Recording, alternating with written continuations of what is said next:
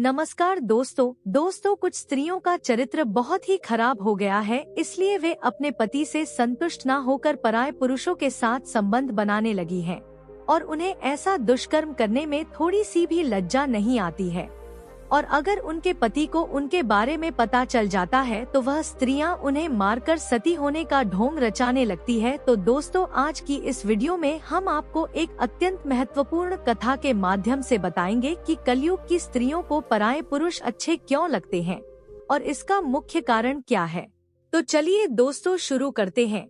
दोस्तों, एक बार भगवान भोलेनाथ जी कैलाश पर्वत पर विराजमान होकर विश्राम कर रहे थे, तभी अचानक से आकाश मार्ग से देवर्षि नारद जी नारायण नारायण का जाप करते हुए भगवान भोलेनाथ जी के पास पहुंचकर रुक जाते हैं और उन्हें प्रणाम करते हैं।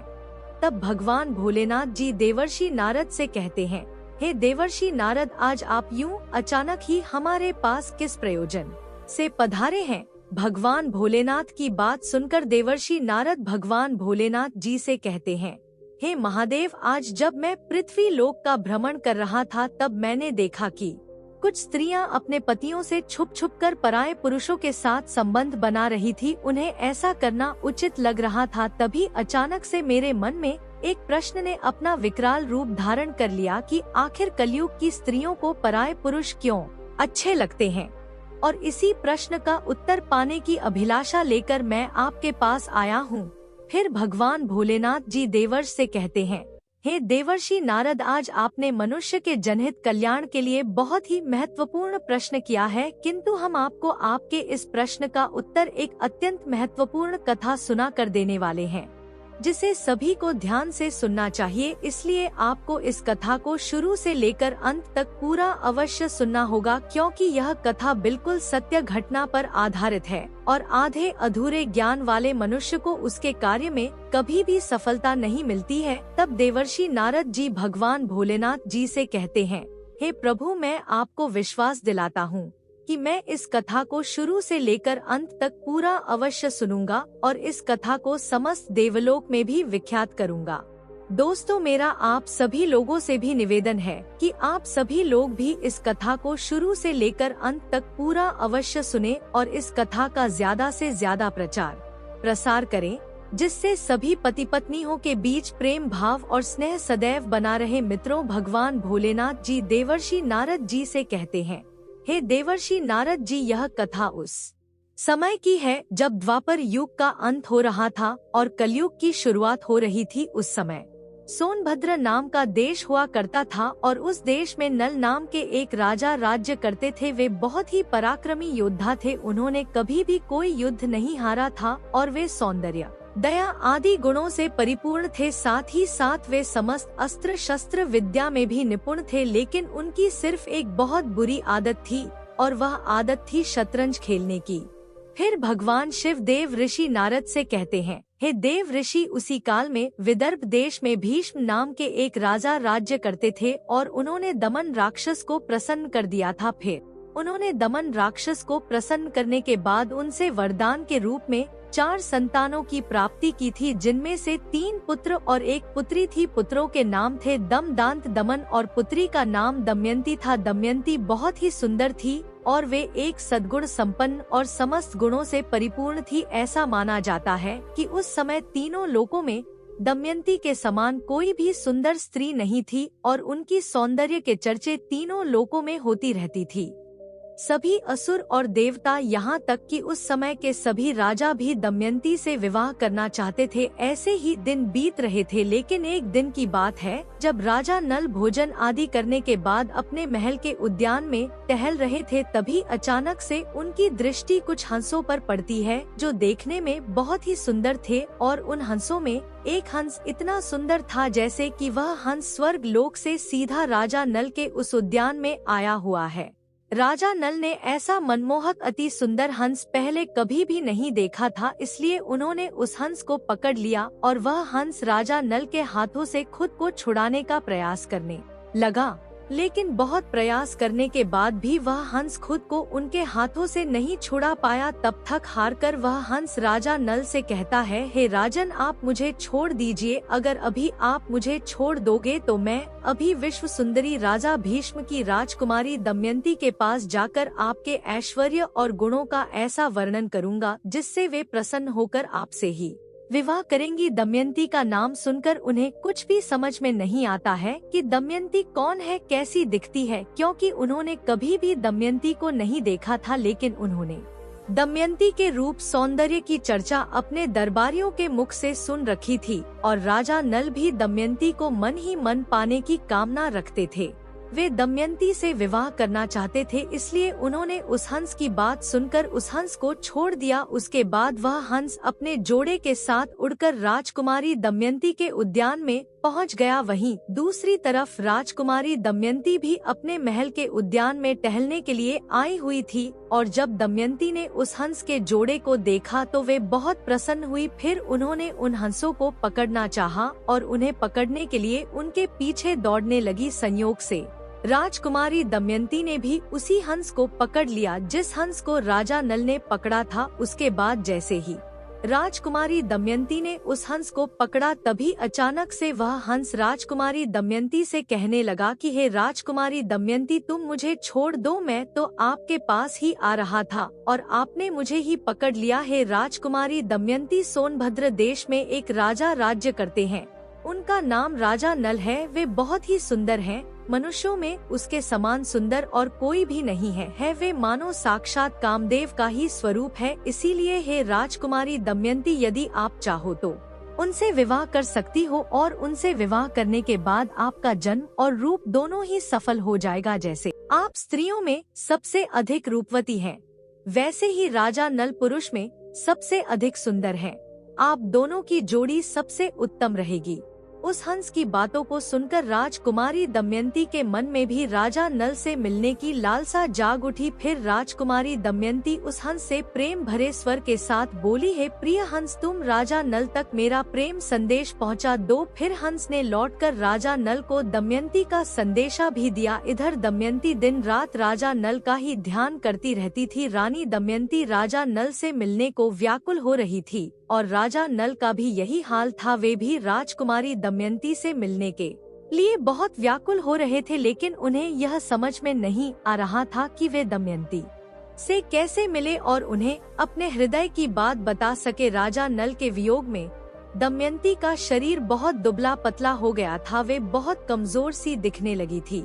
ऐसे ही दिन बीत रहे थे। फिर एक दिन राजा भीष्म ने अपने मन में सोचा कि अब मेरी पुत्री विवाह के योग्य हो गई है, इसलिए अब मुझे अपनी पुत्री का विवाह कर देना चाहिए। उसके बाद राजा भीष्म ने एक दिन अपनी इसी सोच के चलते दमयंती के स्वयंवर का आयोजन रखा और उन्होंने उस स्वयंवर में सभी देशों के राजाओं को बुलाया। फिर दमयंती के स्वयंवर का निमंत्रण मिलने के बाद सभी देश के राजा वहां पहुंचने लगे। उधर जब सभी देवताओं को भी दमयंती के स्वयंवर का समाचार मिला तो देवराज इंद्र और सभी देवता विदर्भ देश की तरफ निकल पड़े। इधर जब राजा नल को राजकुमारी दमयंती के स्वयंवर का संदेश मिला तो वे भी तुरंत ही दमयंती के स्वयंवर के लिए उनके राज्य की तरफ निकल पड़े।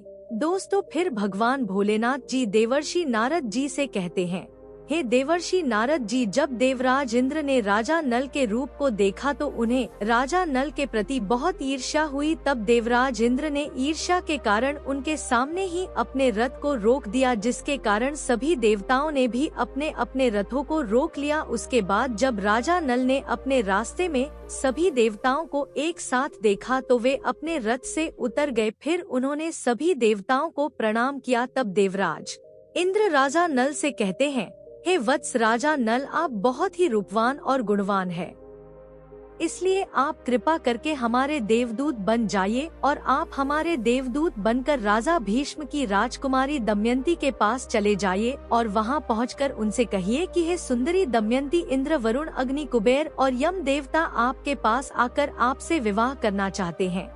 इनमें से आप जिस देवता को चाहें उस देवता को अपना पति स्वीकार कर लीजिए। देवराज इंद्र की इन बातों को सुनकर राजा नल अपने दोनों हाथ जोड़ते हुए देवराज इंद्र से कहते हैं कि हे प्रभु, मैं एक देवदूत बनकर वहाँ कैसे जा सकता हूँ, क्योंकि मेरा और आप लोगों के वहाँ जाने का एक ही उद्देश्य यह है।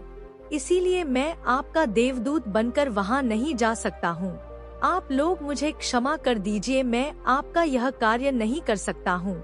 तब देवराज इंद्र राजा नल से कहते हैं, हे नल, तुम मेरा कहाँ टाल रहे हो, फिर सोच लो। देवराज इंद्र की ऐसी कठोर वाणी सुनकर राजा नल उन देवताओं के दूत बनने को तैयार हो गए और उन्होंने देवराज इंद्र की आज्ञा से दमयंती के राजमहल में प्रवेश किया। राजा नल के महल में प्रवेश करते ही दमयंती और उसकी सहेलियां भी नल के रूप को देखकर मुग्ध हो जाती हैं और शर्म के मारे कुछ भी नहीं बोल पा रही थी। तब राजा नल दमयंती से कहते हैं, हे दमयंती, मैं यहाँ देवताओं का दूत बनकर आया हूँ और स्वर्ग के देवता तुम्हारे साथ विवाह करना चाहते हैं। इसलिए आप किसी भी एक देवता को चुन लीजिए और उनसे विवाह कर लीजिए। यही संदेश लेकर मैं आपके पास आया हूँ। मैं यहाँ आज कोई राजा बनकर आपके पास नहीं आया हूँ, बल्कि कि मैं आज आपके पास एक देवदूत बनकर आया हूँ और देवताओं के प्रभाव से मैंने आपके महल में प्रवेश किया है, इसलिए मुझे कोई देख नहीं पाया। मैंने आपके पास देवताओं का संदेश पहुंचा दिया है। अब आपकी जो इच्छा हो वह कीजिए। फिर दमयंती बड़ी ही श्रद्धा के साथ देवताओं को प्रणाम करती है और मंद मुस्कान के साथ राजा नल से कहती है कि हे स्वामी, मैं तो आपको ही अपना सर्वस्व मानकर स्वयं को आपके चरणों में सौंपना चाहती हूँ। जिस दिन से मैंने हंसों की बात सुनी है, तब से मैं आपसे मिलने के लिए व्याकुल हो रही थी। आपके लिए ही मैंने अपने पिता से कहकर स्वयंवर की योजना बनाई है, जिससे मैं आपसे विवाह कर सकूं। लेकिन यदि आप मुझ दासी को अपनी पत्नी के रूप में स्वीकार नहीं करेंगे तो मैं आपकी कसम खाकर कहती हूँ, मैं इस तलवार से अपना गला काट लूंगी। दमयंती के मुख से ऐसी बातें सुनकर राजा नल कुछ सोचने लगते हैं और दमयंती से कहते हैं, हे देवी, जब आपसे बड़े बड़े देवता विवाह करना चाहते हैं तो फिर आप मुझ तुच्छ मनुष्य से क्यों विवाह करना चाहती है? मैं तो इन देवताओं के चरणों की धूल के बराबर भी नहीं हूँ। आप उन्हीं देवताओं में से किसी एक से विवाह कर लीजिए। देवताओं का कहा न करने पर मेरी मृत्यु भी हो सकती है, इसलिए आप मेरी रक्षा कीजिए और उन्हीं में से किसी भी एक देवता से विवाह कर लीजिए। राजा नल की यह बात सुनकर दमयंती बहुत ही भयभीत हो जाती है और उनकी आंखों से आंसू गिरने लगते हैं और वे मंद स्वर में राजा नल से कहती हैं, हे स्वामी, मैं आपको वचन देती हूँ कि मैं सिर्फ आपसे ही विवाह करूँगी और किसी से विवाह नहीं करूँगी। तब राजा नल दमयंती से कहते हैं, परंतु इस समय मैं यहाँ देवताओं का देवदूत बनकर आया हुआ हूँ और अगर इस समय मैं अपने स्वार्थ की बात करने लगूंगा तो यह बात बिल्कुल भी सही नहीं होगी। मैं आपसे विवाह कर सकता हूँ, लेकिन जब वह धर्म के विरुद्ध नहीं हो। तभी अचानक से राजकुमारी दमयंती राजा नल से कहती है, इसके लिए हमारे पास एक उपाय है। इस उपाय को करने के बाद आपको कोई भी दोष नहीं लगेगा और हमारा विवाह भी संपन्न हो जाएगा। अब दमयंती राजा नल से कहती है, देखिए, उपाय यह है कि आप भी सभी अन्य राजाओं के साथ स्वयंवर मंडप में आना, लेकिन मैं आपको ही वरमाला डालूंगी, जिससे आपको कोई दोष भी नहीं लगेगा और हमारा विवाह भी हो जाएगा। राजकुमारी दमयंती की यह बात राजा नल को अच्छी तरह से समझ में आ जाती है और दमयंती की यह बात सुनकर राजा नल वापस उन देवताओं के समक्ष पहुंच जाते हैं। उसके बाद जब उन देवताओं ने राजा नल से पूछा कि क्या हुआ, तब राजा नल ने उन्हें बताया कि मैं राजकुमारी दमयंती के पास देवदूत बनकर ही गया था, लेकिन राजकुमारी दमयंती और उनकी सभी सखियां मुझ पर ही मोहित हो गई और मैंने जब आप लोगों के प्रस्ताव को उनके सामने रखा तो उन्होंने जवाब में कहा कि वे मुझसे ही विवाह करना चाहती हैं। लेकिन उन सभी देवताओं ने राजा नल की बातों को बिल्कुल भी सत्य नहीं समझा और अपने मन में कहा कि हम किसी भी तरह से इसका विवाह राजकुमारी दमयंती से नहीं होने देंगे। अब कुछ समय बाद स्वयंवर की घड़ी आ गई। राजा भीष्म ने सभी राजाओं और देवताओं को स्वयंवर सभा में बुलाया आया। उसके बाद सभी राजा अपने अपने स्थान पर आकर बैठ गए। फिर जब सभी राजा अपनी अपनी जगह पर बैठ गए तभी अचानक से दमयंती भी आ गई। उसके बाद सभी राजाओं का परिचय दिया जाने लगा। तभी दमयंती को एक कतार में एक ही स्थान पर राजा नल के समान हूबहू दिखने वाले तथा उनकी ही वेशभूषा वाले 4 राजकुमार खड़े हुए दिखाई दिए और उनके साथ ही राजा नल भी खड़े हुए थे, जिन्हें देखकर दमयंती बहुत ही आश्चर्यचकित हो गई और अपने मन में सोचने लगी कि मैं अब इन 5 राजकुमारों में से राजा नल को कैसे पहचानूं। अब राजकुमारी दमयंती को समझ में आ गया था कि यह इन देवताओं के द्वारा रची गई माया है। कुछ समय के बाद अंत में दमयंती ने निश्चय किया कि मुझे इस समस्या से बाहर निकलने के लिए कोई ना कोई उपाय अवश्य करना होगा। तब उन्होंने कुछ सोचा। फिर दमयंती उन देवताओं के सामने अपने हाथों को जोड़कर उनकी स्तुति करते हुए उनसे ही सहायता मांगने लगी और राजकुमारी दमयंती उन देवताओं से कहने लगी, हे देवताओं, मैंने हंस के मुंह से राजा नल का वर्णन सुनकर ही उन्हें पति के रूप में वर्ण कर लिया था और मैंने आज उन्हीं को पाने के लिए स्वयंवर की योजना बनाई थी। इसलिए हे देवताओं, आप मुझ पर कृपा करें और आप लोग अपने अपने साक्षात असली रूप में दिखाई दे, जिससे मैं राजा नल को पहचान सकूं। फिर सभी देवता राजकुमार दमयंती की इस बात से प्रसन्न हो जाते हैं और अपने असली रूप में आ जाते हैं। उसके बाद राजकुमारी दमयंती राजा नल के पास जाकर उनके गले में वरमाला पहना देती है। इस प्रकार से राजा नल और राजकुमारी दमयंती का विवाह संपन्न हो गया। अब इधर सभी देवता राजकुमारी दमयंती का स्वयंवर पूरा होने के बाद वापस स्वर्ग की ओर जा रहे थे। तभी अचानक से उसी समय उन्हें रास्ते में कलयुग और द्वापर युग मिले, जिन्हें देखने के बाद देवराज इंद्र ने कलयुग से पूछते हुए कहा, है कलयुग, तुम दोनों कहाँ जा रहे हो? तब कलयुग ने देवराज इंद्र को जवाब देते हुए कहा कि हम दोनों दमयंती के स्वयंवर में उससे विवाह करने के लिए जा रहे हैं। कलयुग की यह बात सुनकर देवराज इंद्र ने कलयुग को बताते हुए कहा कि अरे कलयुग, स्वयंवर तो कब का पूरा हो गया। दमयंती ने राजा नल से विवाह भी कर लिया है। हम सभी लोग तो सिर्फ उन्हें देखते ही रह गए। देवराज इंद्र के मुख से यह सुनकर कलयुग बहुत ही तीव्र ध्वनि में उन देवताओं से कहता है कि यह तो अनर्थ हो गया। आप लोगों के रहते हुए यह अनर्थ कैसे हो गया? नल दमयंती के बिल्कुल भी लायक नहीं है और उसने दमयंती से विवाह करके आप सभी देवताओं का घोर अपमान किया है। इसीलिए उसे इस अपराध का दंड अवश्य मिलना चाहिए। तभी उन देवताओं ने कलयुग से कहा, है कलयुग, दमयंती ने हमारी आज्ञा प्राप्त करके ही नल से विवाह किया है, क्योंकि नल वास्तव में सर्वगुण संपन्न है और दमयंती के लिए योग्य वह भी है। राजा नल धर्म के बहुत बड़े ज्ञानी हैं, इसीलिए राजा नल को श्राप देना या कोई दंड देना नरक में गिरने के समान है और यह एक महापाप भी है। हम उन्हें कोई दंड या श्राप नहीं दे सकते। दोस्तों, भगवान भोलेनाथ जी देवर्षि नारद जी से कहते हैं, हे देवर्षि नारद जी, कलयुग से इतना कहकर सभी देवता आगे बढ़ जाते हैं। लेकिन कलयुग और द्वापर युग इसी विषय पर बात कर रहे थे। तब कलयुग द्वापर से कहता है कि मैं अपना क्रोध शांत नहीं कर सकता हूँ, इसीलिए मैं नल के शरीर में निवास करके उसे राज्य विहीन कर दूंगा। उस स्थिति में वह दमयंती के साथ नहीं रह पाएगा, क्योंकि मैंने सुना है कि उसे शतरंज का बड़ा शौक है। इसीलिए तुम उसके शतरंज के पासों में प्रवेश कर लेना और मेरी सहायता करना। फिर द्वापर युग भी कलयुग की बात मान लेता है। इसके बाद द्वापर युग और कलयुग दोनों राजा नल की राजधानी में जाते हैं और द्वापर युग राजा नल के पासों में प्रवेश कर लेता है। इधर कलयुग राजा नल के शरीर में प्रवेश करने का मार्ग खोजने लगता है, लेकिन कलयुग को राजा नल के शरीर में प्रवेश करने का कोई मार्ग नहीं मिल रहा था, क्योंकि कलयुग राजा नल के शरीर में प्रवेश करने का सिर्फ एक अवसर चाहता था, लेकिन कलयुग कुछ कर नहीं पा रहा था। ऐसे ही कई वर्ष बीत जाते हैं।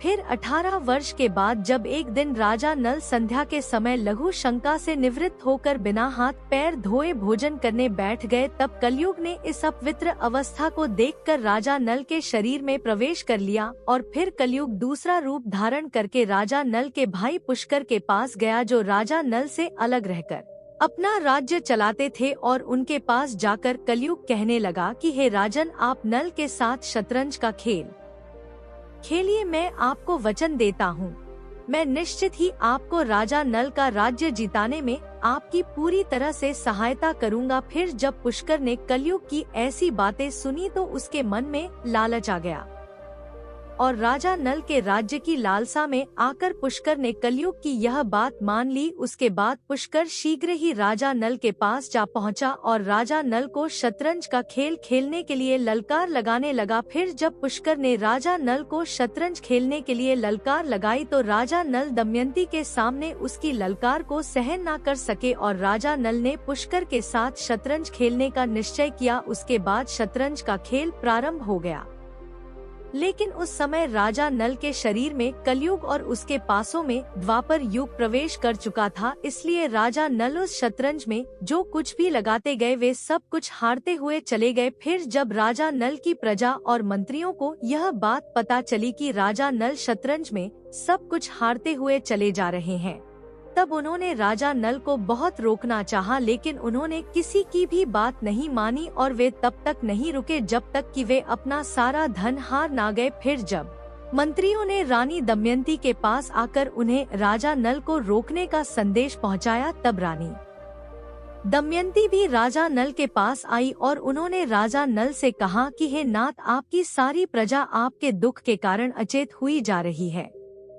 इतना कहकर दमयंती बहुत जोर जोर से विलाप लगी, लेकिन राजा नल कलयुग के वश में होने के कारण उनकी एक बात भी नहीं सुन पा रहे थे, क्योंकि राजा नल जिन पासों से शतरंज खेल रहे थे उन पासों पर द्वापर युग का नियंत्रण था। इसलिए राजा नल जो भी पासे फेंकते थे वह पासे उनके प्रतिकूल ही पड़ते थे, जिससे राजा नल अपना सारा धन हारते हुए चले जा रहे थे। फिर जब दमयंती ने यह सारा दृश्य देखा तो उन्होंने राजा नल के सारथी को बुलाकर अपने पुत्रों को रथ में बिठाकर कुंडी नगर भेज दिया।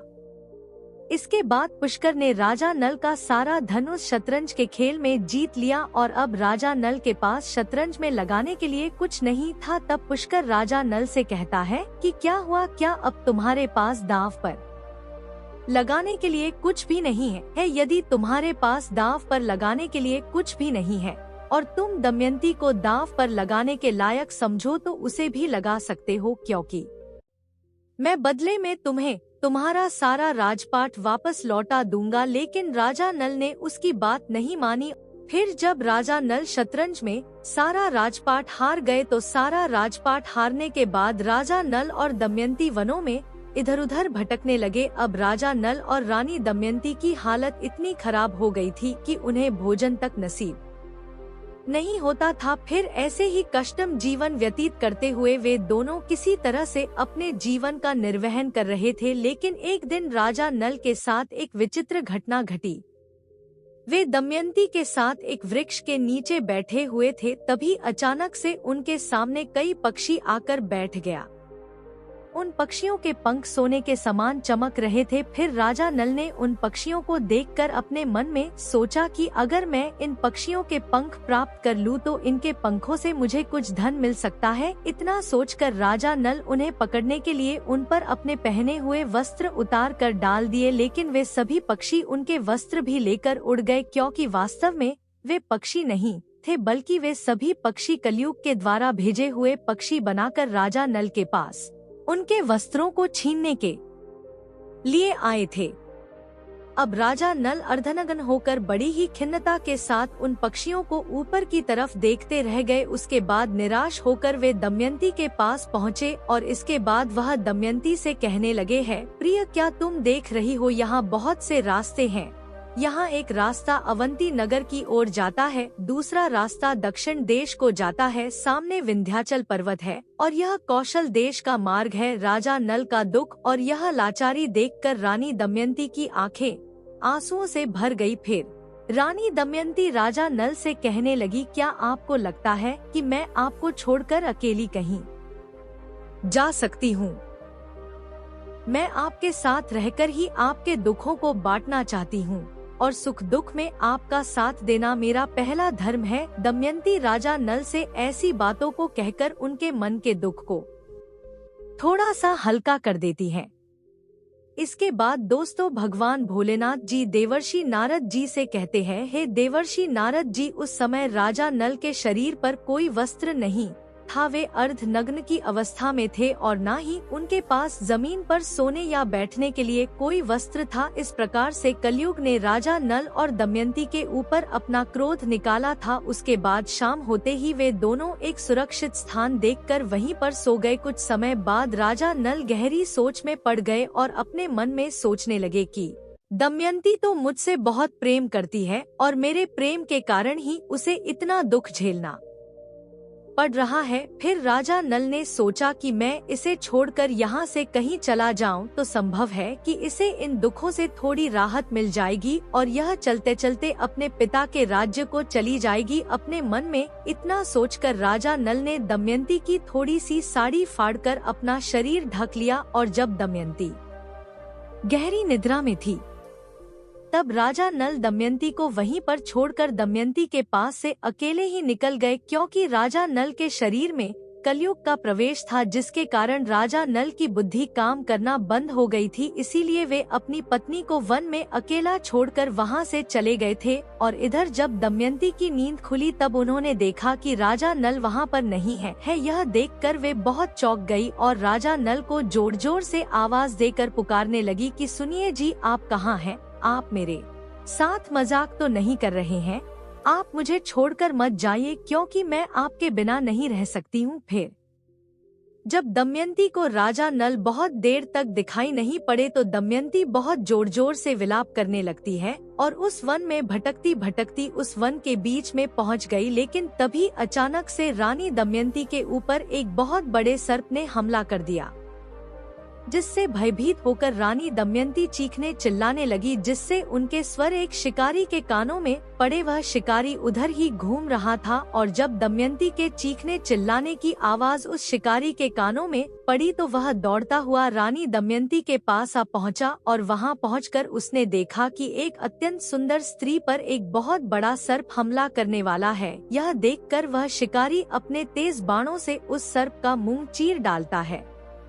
उसके बाद उस शिकारी ने दमयंती को उस विशालकाय सर्प से छुड़ाकर सहारा दिया। फिर उसे भोजन करवाकर उससे पूछा कि हे सुंदरी, तुम कौन हो? किस कष्ट के कारण तुम इस वन में भटक रही हो? तब रानी दमयंती ने उस शिकारी को सारा वृत्तांत सुना दिया, लेकिन वह शिकारी दमयंती की सुंदरता को देखकर उस पर अत्यंत मोहित हो गया। उसके बाद वह शिकारी दमयंती से मीठी मीठी बातें करके उन्हें अपने वश में करने का प्रयास करने लगा, लेकिन दमयंती को उसके मन के भाव समझ में आ गए थे।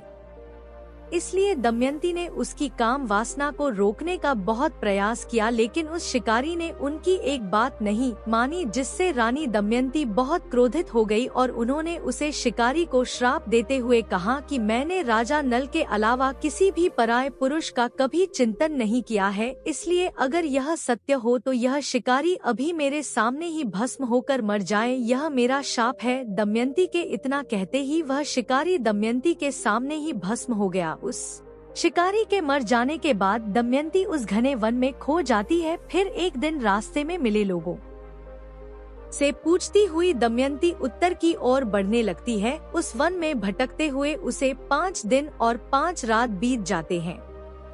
फिर वह अगले दिन शाम के समय राजा सुबाह के राज्य में जा पहुंच जाती है। वहां के सभी लोग दमयंती को पागल समझ रहे थे और कुछ बच्चे उन्हें परेशान भी कर रहे थे। तभी अचानक से दमयंती के ऊपर उस राज्य की रानी सुनंदा की नजर पड़ती है। तब उस राज्य की रानी सुनंदा अपनी दासी से कहकर दमयंती को अपने पास बुलाकर उससे पूछते हुए कहती है कि हे सुंदरी, तुम कौन हो और ऐसे क्यों घूम रही हो? क्या तुम्हें अकेले घूमते हुए डर नहीं लगता है? फिर दमयंती उस राज्य की रानी सुनंदा से कहती है कि मैं एक पतिव्रता स्त्री हूँ, मैं कुलीन हूँ और मैं एक राजा की धर्म पत्नी भी हूँ।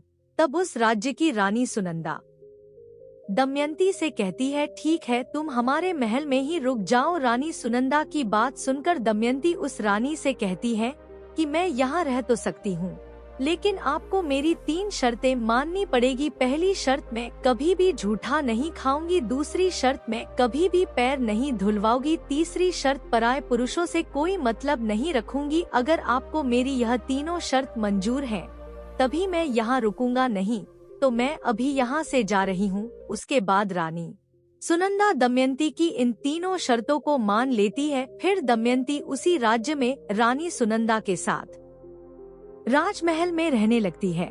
दोस्तों, फिर भगवान भोलेनाथ जी देवर्षि नारद जी से कहते हैं, हे देवर्षि नारद जी, वही दूसरी तरफ राजा नल उस वन में इधर उधर भटक रहे थे। तभी अचानक से बारिश होने लगती है और किसी कारणवश आकाशीय बिजली गिरने से उस समय वन में आग लग जाती है। उसके थोड़ी देर बाद राजा नल को किसी के चिल्लाने की आवाज सुनाई देती है, जिसे सुनकर राजा नल उस तरफ दौड़ पड़ते हैं और वहां पहुंचकर राजा नल ने देखा कि एक नागराज कुंडली मारकर बैठे हुए हैं। फिर राजा नल नागराज से कहते हैं कि अरे नागराज जी, आप कौन हैं और आपकी ऐसी हालत कैसे हो गई? यह सुनकर नागराज राजा नल से कहते हैं कि हे राजन, मैं कर्क कोटक नाम का सर्प हूँ। मैंने अपने गुरु को धोखा दिया था, इसलिए उन्होंने मुझे यह श्राप दे दिया था कि जब तक राजा नल तुम्हें ना उठा ले तब तक तुम यही पड़े रहोगे, और राजा नल के उठाने पर ही तुम्हें इस श्राप से मुक्ति मिल पाएगी। उनके श्राप के कारण ही कई वर्षों से मैं आज भी यहाँ से एक भी कदम आगे नहीं बढ़ पाया हूँ। इसलिए हे राजन, आप मेरी रक्षा कीजिए, फिर मैं आपको आपके हित की बात बताऊंगा और आपका मित्र बन जाऊंगा। आप मेरे वजन से मत डरिए, मैं अभी अपने इस विशाल शरीर को छोटा कर लेता हूँ और हल्का हो जाता हूँ। उसके बाद देखते ही देखते वे नागराज बहुत ही छोटे हो गए। फिर राजा नल उस सर्प को उठाकर उस वन से बाहर ले गए। तब वह सर्प कर्क कोटक राजा नल से कहता है कि हे राजन, आप मुझे अभी जमीन पर मत रखना, पहले आप कुछ कदम गिनकर चलिए। तब राजा नल 1 2 3 करते हुए यूं ही पृथ्वी पर जैसे ही 10वां कदम रखा, तभी अचानक से कर्क कोटक सर्प ने राजा नल को डस लिया। क्योंकि कर्क कोटक सर्प का यह नियम था कि जब भी कोई 10 बोलता था तो वह उस व्यक्ति को डस लेता था। फिर जब राजा नल ने देखा कि उसी सर्प ने उन्हें डस लिया है जिसे उन्होंने अपने हाथों में उठा रखा है, यह देखकर राजा नल को बहुत आश्चर्य होता है। फिर राजा नल कुछ बोलते उसके पहले ही कर्क कोटक राजा नल से कहता है कि हे राजन, मैंने आपको इसलिए डस लिया जिससे आपका रूप बदल जाए और आपको कोई पहचान ना सके, क्योंकि कलयुग ने आपको बहुत दुख दिया है। अब मेरे विष के कारण वह आपके शरीर में बहुत दुखी रहेगा और आपने मेरी रक्षा की है, इसलिए मेरे विष के कारण आपको हिंसक पशु पक्षी या फिर किसी शत्रु का भी कोई भय नहीं रहेगा और अब आप पर किसी भी विष का प्रभाव नहीं होगा। युद्ध में सदैव आपकी जीत होगी। राजा नल से इतना कहने के बाद कर्क कोटक ने राजा को कुछ दिव्य वस्त्र भी दिए। उसके बाद वह नाग वहां से अंतर्ध्यान हो गया। फिर राजा नल वहां से चलते हुए राजा रथ की राजधानी जा पहुँचे और राजा रथ से कहा कि हे राजन, मैं घुड़ विद्या सिखाने का काम करता हूँ। घुड़ विद्या में मेरे जैसा निपुण इस समय पृथ्वी पर और कोई भी नहीं है। राजा की ऐसी बातों को सुनकर उस नगर के राजा ने उसे अपने यहाँ काम पर रख लिया। अब राजा नल और उस नगर के राजा की अच्छी मित्रता हो जाती है। राजा नल उन्हें घुड़ विद्या सिखाते थे और राजा रथ नल को शतरंज का खेल सिखाते थे। ऐसे ही कई दिन बीत जाते हैं। उधर जब विदर्भ देश के राजा भीष्म को यह समाचार मिला कि उनके दामाद राजा नल और पुत्री दमयंती राजपाट विहीन होकर वन में भटक रहे हैं, उनके जीवन में बहुत कठिनाइयां आ गई हैं। तब उन्होंने सुदेव नाम के एक ब्राह्मण को राजा नल और दमयंती को ढूंढने के लिए भेज दिया। फिर सुदेव बहुत मेहनत करने के बाद राजा सुबाह के राज्य में जा पहुंचा, जहां पर एक दिन उसने उस राजमहल में दमयंती को देख ही लिया।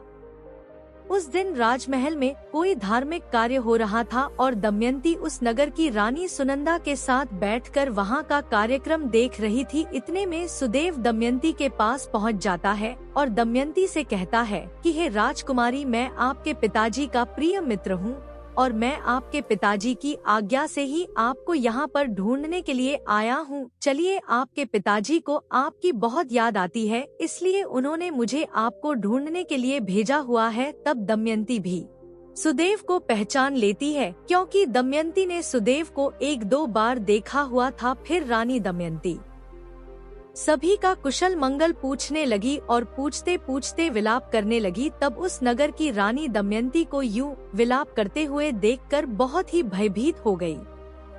फिर रानी सुनंदा दमयंती को अपनी माता के पास ले गई। उसके बाद उन्हें दमयंती की सारी बात बता दी। तब राजमाता तुरंत अपने महल से बाहर निकल कर आई और सुदेव के पास जाकर उससे पूछते हुए कहती है कि हे सुदेव, यह किसकी पत्नी है, किसकी पुत्री है और अपने घर वालों से यह कैसे बिछड़ गई। तब सुदेव ने राजमाता को दमयंती के बारे में पूरी जानकारी दे दी। उसके बाद रानी सुनंदा ने दमयंती को अपने हाथों से स्नान कराया, क्योंकि सुदेव की बात सुनकर पता चला था कि सुनंदा की राजमाता दमयंती की सगी मौसी है और उन्होंने यह बात किसी से नहीं बताई थी।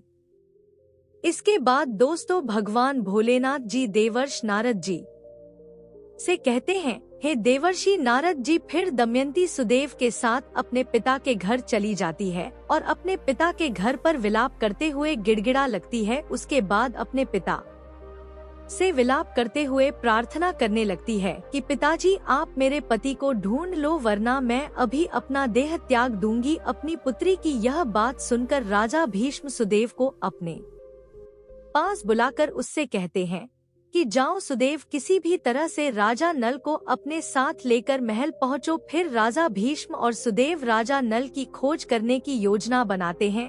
उस समय दमयंती भी वहीं रहती है। तब दमयंती सुदेव से कहती है कि हे सुदेव, हो सकता है कि मेरे पति शर्म के मारे तुमसे ना मिले और गुप्त रहकर अपना जीवन व्यतीत कर रहे हो। तब तुम उनसे कहना कि वाह रे मेरे प्यारे छलिए, तुम मेरी साड़ी में से आधा वस्त्र फाड़कर चले गए। आपकी दासी उसी अवस्था में आपका इंतजार कर रही है। फिर सुदेव अपने साथ कुछ सैनिकों को लेकर राजा नल को ढूंढने निकल पड़ते हैं, लेकिन बहुत ढूंढने के बाद भी राजा नल उन्हें नहीं मिलते हैं। फिर सुदेव उन सैनिकों के साथ वापस विदर्भ देश पहुंच जाते हैं और सुदेव रानी दमयंती के पास पहुंचकर उनसे कहता है कि मैंने राजा रथ के पास जाकर भरी सभा में आपकी बात दोहराई तो किसी से कुछ जवाब नहीं मिला और मैंने यह बात उस राज्य के वन में भी दोहराई थी। लेकिन जब मैं वहां से वापस लौटकर आने लग तब बाहुक नाम के एक सारथी ने मुझे एकांत में बुलाया। वह बाहुक शरीर से अत्यंत क्रूप था और उसके बहुत छोटे छोटे हाथ थे। वह लंबी लंबी सांसें भी ले रहा था और लंबी लंबी सांस लेकर रोते हुए मुझसे कहने लगा, उच्च कुल की स्त्रियों के पति उन्हें छोड़ भी देते हैं तो फिर भी वे अपने परिवार की रक्षा करती हैं, क्योंकि मति भ्रष्ट करने वाला पुरुष उस समय विपत्ति के कारण दुखी और अचेत था, इसीलिए उस पर क्रोध करना उचित नहीं है। जब वह अपनी प्राण प्रिय की रक्षा के लिए जीविका चला रहा था तब कहीं से कुछ पक्षी भी उसके वस्त्र लेकर उड़ गए। जब सुदेव ने यह सारी बातें दमयंती को बताई तो उनकी आंखें आंसुओं से भर आए और वे बहुत ही जोर जोर से विलाप करने लगी। उसके बाद दमयंती ने विलाप करते हुए अपनी माता को सारी बात बताई। दमयंती की बात सुनकर दमयंती की माता उससे कहती है कि तुम अभी इस बात को अपने पिता से मत कहो, मैं अभी इस काम के लिए सुदेव को भेज देती हूँ। तब दमयंती सुदेव के पास जाकर उससे कहती है कि हे सुदेव, आप जल्द से जल्द विद्या चक्र पहुँचे और वहां पहुंचकर राजा रथ से कहना कि राजकुमारी दमयंती फिर से स्वयंवर करके अपने लिए वर का चयन करना चाहती है। उस स्वयंवर में बड़े बड़े राजा और राजकुमार भी आ रहे हैं और स्वयंवर की तिथि कल ही है, इसीलिए आप समय रहते वहां पर पहुंच जाइए। जीने तथा मरने का किसी को पता नहीं है, इसीलिए राजकुमारी दमयंती कल शाम होने से पहले ही पति का वरण करेंगी। दमयंती से आदेश पाकर सुदेव विंध्याचल चल गए और वे राजा रथ के महल में पहुंचकर उन्होंने राजा रथ से दमयंती के द्वारा कही गई सारी बातें बता दी। सुदेव की बातें सुनकर राजा ने बाहुक को बुलाया जो कि स्वयं राजा नल थे और उनसे कहते हैं कि हमें जल्द से जल्द विदर्भ देश में पहुंचना है, क्योंकि राजकुमारी दमयंती ने दूसरा विवाह करने के लिए स्वयंवर का आयोजन किया है। फिर जब राजा नल ने राजा रथ की यह बातें सुनी तो मानो जैसे राजा नल का कलेजा ही फट गया हो और उन्होंने अपने मन में सोचा कि यह संभव ही नहीं है कि दमयंती दूसरा विवाह करना चाहती है। फिर राजा नल और राजा रथ शीघ्रता से रथ में बैठकर विदर्भ देश के लिए निकल जाते हैं। फिर जब राजा नल राजा रथ को लेकर विदर्भ देश पहुंच जाते हैं, तब उन्हें पता लग ही जाता है कि हो ना हो इस रथ का सारथी स्वयं दमयंती के पति राजा नल ही है, लेकिन वे इसके बारे में किसी को कुछ भी नहीं बताते हैं। फिर जब दमयंती ने खिड़की से बाहर झांक कर देखा तो एक अत्यंत कुरूप व्यक्ति घोड़ों की सेवा कर रहा था। दमयंती यह देखते ही पहचान लेती है कि वही राजा नल है और दमयंती दौड़ते हुए उनके पास जाती है। उसके बाद उन्हें गले से लगा लेती है।